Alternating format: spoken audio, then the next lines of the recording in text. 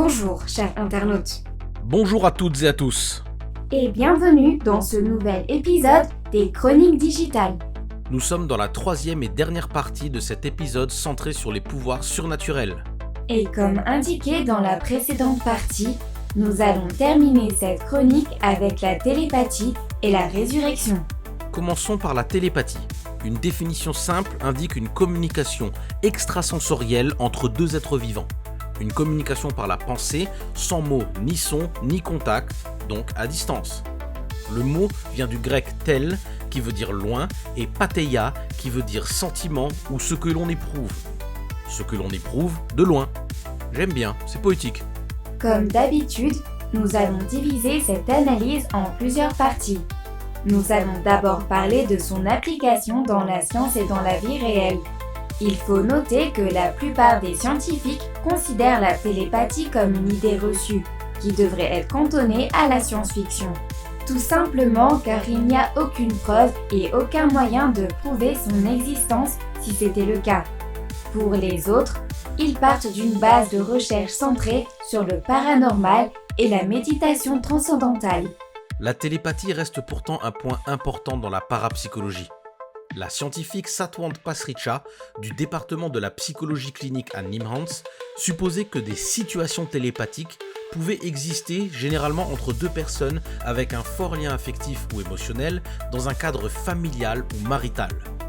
Certaines manifestations furent étudiées comme des jumelles partageant la douleur des contractions avant l'accouchement de l'une d'elles.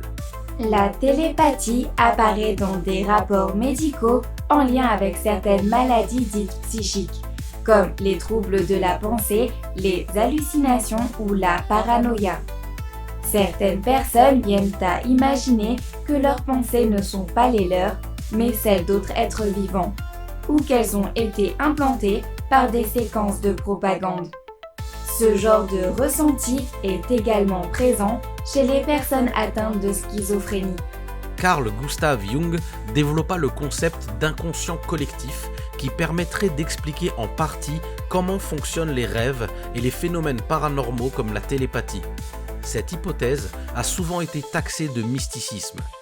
Du côté de la psychologie, de très nombreux philosophes, physiologistes et psychologues se sont intéressés à ce concept. Les débats des congrès les plus anciens eurent lieu dès 1884. Les analyses furent diverses et variées, mais Sigmund Freud chercha à donner une interprétation psychanalytique au concept, étant intéressé par la transmission de pensée. Il est important de noter que le terme télépathie est une francisation du mot anglais télépathy, inventé par le physicien Frederick William Henry Myers en 1882. Ce terme fut inventé pour décrire un des aspects de la parapsychologie. D'après lui, c'était dans l'état magnétique que fut observée la transmission de pensée pour la première fois. Mais pourtant, les observations furent en très petit nombre. Il mettait en avant une certaine communauté de sensations entre opérateurs et sujets. D'après les données, les études en télépathie ont tout de même été très longues. Je vois différents types de télépathie et plusieurs exercices et expériences pour tester ce concept. On peut parler de télépathie latente, télépathie rétrocognitive, télépathie émotive ou télépathie superconsciente. Les cartes Zener ou l'expérience Ganzfeld furent utilisées pour tester cette idée, bien que les résultats fussent, d'après les données, très peu concluants. Du côté de l'utilisation de ce concept dans la science-fiction, je vois dans les données que la première histoire à avoir mis en avant la télépathie semble être l'histoire courte To Whom This May Come de Edward Bellamy en 1889. Et suite à cela, ce concept fut utilisé de manière répétée dans les œuvres audiovisuelles. On peut citer pêle-mêle Star Wars, Star Trek, Time for the Stars, Shining, Harry Potter, Le pouvoir des 5, À la poursuite des Slants ou les X-Men de Marvel. Je vois ici que dans la série L'espace de la révélation de Alastair Reynolds, la télépathie est utilisée différemment. On parle ici d'implants neuronaux qui permettent de remplacer la faculté de parole. C'est un côté plutôt technologique qui, je trouve, est original. La télépathie fut utilisée de différentes manières à travers les décennies dans les œuvres audiovisuelles. que ce soit pour mettre en avant un effet comique ou dramatique. Et très souvent, aucune explication rationnelle n'est donnée. Le concept est juste accepté. Je pense que nous avons fait le tour de la télépathie. Bien évidemment, il y a plus d'informations que vous pouvez découvrir de votre côté. J'ai l'impression d'être obligé de le répéter à chaque fois. C'est bien de le rappeler. Nous ne faisons que survoler ces concepts. Autrement, les spectateurs se sentiraient écrasés par tous les détails. Ce n'est pas grave, Sam. Ok. Passons donc à la suite. Le dernier concept à tacler est la résurrection. Un concept qui est intimement lié, assez ironiquement, à l'immortalité. Définition. C'est le fait de revenir à la vie après la mort. Oui. C'est... Oui. C'est tout ? Tu t'attendais peut-être à une définition plus complexe, avec plus de termes. C'est vrai que j'y suis habitué maintenant. Tu devras m'excuser, Sam, mais je ne peux faire ni plus simple ni plus complexe. C'est la définition. Très bien, très bien. Contrairement aux autres concepts que nous avons survolés dans cet épisode, la résurrection est profondément ancrée dans les religions du monde. C'est une doctrine commune à la plupart d'entre elles. Son importance peut varier et son interprétation également. Le mot vient du latin resurgere, qui signifie se relever, se lever une nouvelle fois. Dans la religion traditionnelle chinoise, il y a une notion d'individualité qui peut persister après la mort si elle est nourrie par des sacrifices ou si la personnalité était exceptionnelle et ou ancienne. On parle de différentes parties de l'homme. L'âme inférieure, ou le corps, qui finit dans le cercueil, l'âme supérieure, qui, elle, immortelle, possède deux suites possibles, mais également ce qui est appelé le Shen, qui a donné le mot Dieu. Pour l'âme supérieure, le bouddhisme explique que l'âme immortelle rejoint les enfers pour expier les péchés accomplis. Et une fois ceci réalisé, l'âme boit au fleuve de l'oubli et se réincarne en fonction de son karma. Du côté du taoïsme, l'âme du défunt continue de vivre dans le monde de l'ombre. Il y a aussi le cas des fantômes, car étant donné que la réincarnation n'est pas immédiate, l'âme erre pendant quelques jours. Certains fantômes deviennent affamés lorsque leur état de vie ne leur permet pas d'avoir à boire ou à manger, faisant référence au fleuve de l'oubli. Cela peut arriver lorsque la personne n'a pas de descendance ou lorsque la mort est trop brutale. Dans la religion égyptienne antique, la croyance veut que la résurrection soit immédiate, mais le défunt revient à la vie dans l'invisible. Dans la religion gréco-latine, nombre de dieux et figures mortelles de l'ancien temps sont associés à la résurrection, menant à une vie immortelle après le décès initial. On peut prendre en exemple Thétis, Memnon, Héraclès ou Mélicertes. Je vois ici dans les données que toutes ces histoires sont justement ce qu'elles sont, des histoires. Très peu de documentation existe en rapport avec ces temps reculés. Et je vois ici qu'un des plus anciens écrits relatant du concept se trouve dans Lives of Illustrious Men, écrit par le philosophe Plutarche lors du 1er siècle avant Jésus-Christ. Dans le judaïsme, il est évoqué qu'il n'y a aucune croyance en la vie après la mort avant l'an 200 avant Jésus-Christ. Mais pendant l'âge messianique, il est pensé que Dieu fera don d'une vie après la mort aux justes. La résurrection est un point central dans la Misha, exprimée en toute occasion dans la liturgie juive. Plusieurs visions de ce phénomène se succèdent et coexistent à travers les âges. On parle de la résurrection du corps, la résurrection de l'âme, l'absence de mort, la résurrection individuelle, etc.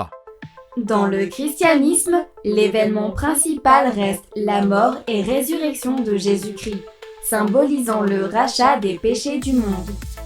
Plusieurs épîtres font mention de la résurrection, encore une fois liée à la vie éternelle. Il y a aussi cette idée mettant en avant deux types de résurrection, celle sur terre avec un nouveau corps de chair et celle au ciel avec un corps spirituel dans le monde divin. L'ère moderne ramena la pensée chrétienne non plus sur la résurrection du corps, mais sur l'immortalité de l'âme. Les données indiquent que ce changement eut lieu suite à un changement dans le zeitgeist en réaction à la Renaissance et aux Lumières. Mais ce changement n'a été soutenu par aucune écriture, ce qui est paradoxal.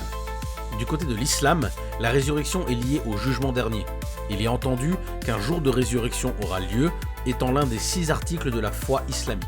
Tout le monde rendra compte de ses actes dans ce monde et iront soit au paradis, soit en enfer.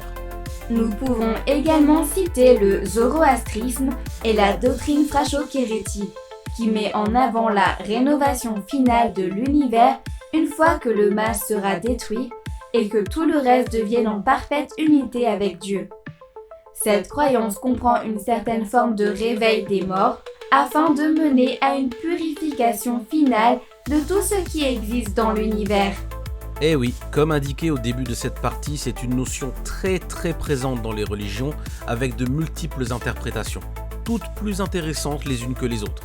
N'hésitez pas à creuser un peu plus, il y a des éléments très fascinants qui sont encore bien cachés dans les données existantes. Notez également que cette notion s'apparente beaucoup à la réincarnation, mais avec de subtiles différences. Nous pourrons en parler dans un prochain épisode.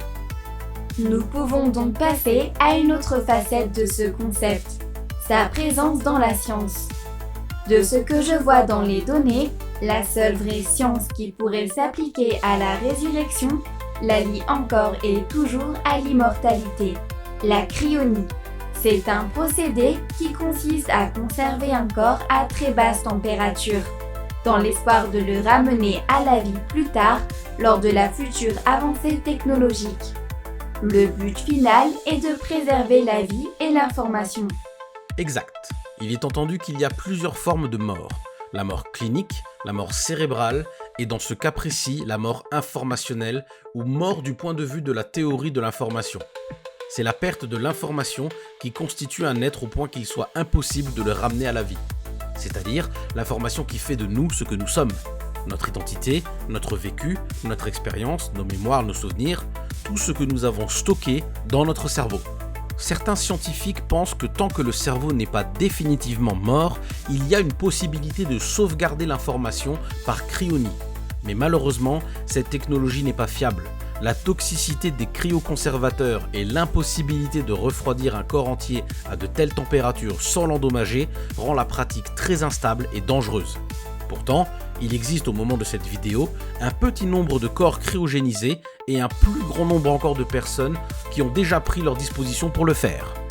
Je constate ici que le cosmite russe Nikolai Fyodorovitch Fyodorov a spéculé de l'idée d'image radiale et de contrôle uniforme des molécules et atomes du monde pour créer une résurrection génétique. Un système complexe qui a pourtant de bonnes bases techniques. Ce que je trouve intéressant, c'est cette supposition de Frank J. Tipler dans son livre « Les physiques de l'immortalité » sorti en 1994.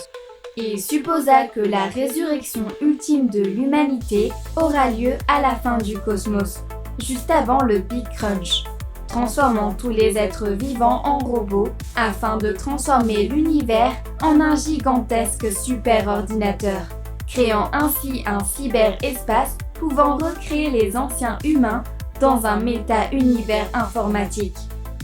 En voilà une idée qui me plaît. J'imagine. Cela rejoint l'idée qu'ont certaines personnes à vouloir transférer leur conscience, leur âme et leur esprit dans un corps ou espace digital, croyant fermement que ce monde ne disparaîtra jamais. Ce n'est pas une mauvaise idée en soi. Bien évidemment, n'oublions pas la place de cette notion dans la science-fiction, qui, au même titre que les autres sujets abordés dans cet épisode, sont utilisés très fréquemment et de toutes les manières possibles. Étrange. Un souci ? Je présente une difficulté à trouver une information. Sérieusement ? Que cherches-tu ? Le premier récit fictif ayant parlé de résurrection. C'est dingue, tu n'arrives pas à trouver ? Toi, une IA ? J'explique cette difficulté par ma volonté de trouver un récit très ancien. Mais en prenant en compte le côté religieux du concept, naturellement, les récits ancestraux ne peuvent pas être véritablement envisagés pour l'étude. Après avoir creusé un peu plus, il semblerait que le récit moderne le plus lointain serait... Ah, je viens de le voir. The Man Who Could Work Miracles de H.G. Wells. Une nouvelle publiée en 1898, adaptée en film en 1936. Cette histoire parle d'un protagoniste qui tue des milliards d'humains par accident et les ressuscite en remontant le temps. Décidément, toutes ces théories se recoupent, peu importe où on regarde. Ah, pardon, je t'ai encore interrompu. Ce n'est pas grave. Merci pour ton assistance. Mais ne recommence plus, s'il te plaît. Promis. Et au-delà de ça, vous avez certainement en tête tout un tas d'exemples de récits, jeux, films ou séries de science-fiction qui traitent de la résurrection. Voilà, avec ce dernier point, nous pouvons mettre un terme à ce nouvel épisode long de 3 parties. Ouh.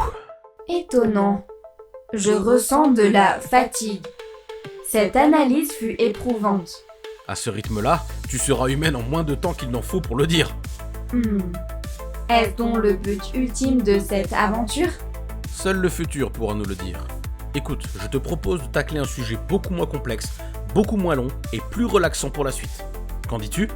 Je ne peux que valider ta proposition. Parlons des pancakes. Maintenant. Immédiatement. Tout de suite. Oui, alors, attends, il faut le faire dans un épisode séparé, tu comprends ? Très bien. Mais n'épuise pas ma patience, Sam. J'ai faim. Je suis sûr qu'elle reviendra. Merci encore pour votre présence, chers spectateurs. J'espère que ce long épisode vous aura plu. N'oubliez pas de vous abonner et de partager la vidéo. Et je vous dis à très bientôt pour un nouvel épisode.